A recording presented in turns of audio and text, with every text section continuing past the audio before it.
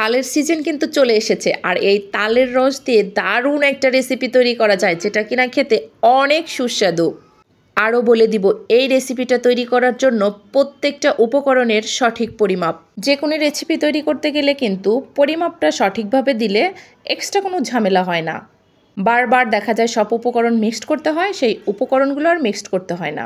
তার আগে বলে দিই, এই ডোটা তৈরি করতে হলে অনেকক্ষণ সময় নিয়ে খুব ভালোভাবে কিন্তু ডোটা মুথে নিতে হবে।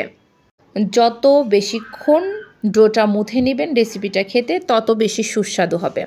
নারিকেলগুলো আমরা টুকরো টুকরো করে কেটে নিয়েছি। এই নারিকেলগুলো দিয়ে রেসিপিটা তৈরি করলে পিঠাটা খেতে সত্যি অনেক সুস্বাদু লাগে। এখন বলে দিব এই রেসিপিটার উপকরণের সঠিক পরিমাপ। 2 কাপ ময়দা, এখন দিব 2 কাপ চাউলের গুঁড়ো।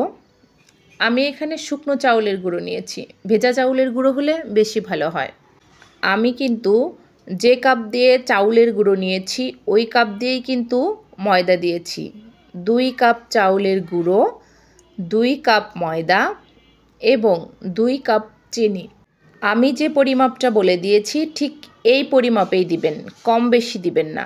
কম বেশি করলে কিন্তু ডোটা পারফেক্ট হবে না, আর ডো পারফেক্ট না হলে কিন্তু রেসিপিটাও পারফেক্ট হবে না। একই কাপ দিয়ে আমি আবারও 2 কাপ দিয়ে দিব তালের রস এবং ডোটা দীর্ঘক্ষণ খুব ভালোভাবে মুথে নিব। তারপর টুকরো টুকরো করে কেটে রাখা নারিকেলগুলো দিয়ে দিয়েছি। একটা ফ্রাই প্যানে তেল দিয়ে দিয়েছি, তেলটা হালকা গরম হয়ে এসেছে। এবার একটু চেক করে দেখব আমাদের রেসিপিটা তৈরি করার জন্য তেলটা পারফেক্ট আছে কি না।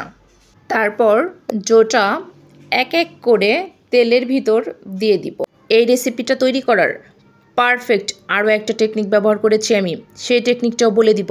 তার আগে বলে নেই, যদি আমার ভিডিওটা ভালো লাগে অবশ্যই লাইক, কমেন্ট এবং চ্যানেলটি সাবস্ক্রাইব করে পাশে থাকবেন। রেসিপিগুলো আমরা এক এক করে দিয়ে দিয়েছি, এবার উল্টে পাল্টে ভেজে নিব। এখন বলে দিচ্ছি পারফেক্ট রেসিপিটা ভাজির জন্য আমি কি টেকনিক ব্যবহার করেছিলাম। তেল দেওয়ার আগে কড়াইটা খুব ভালোভাবে হিট করে নিতে হবে।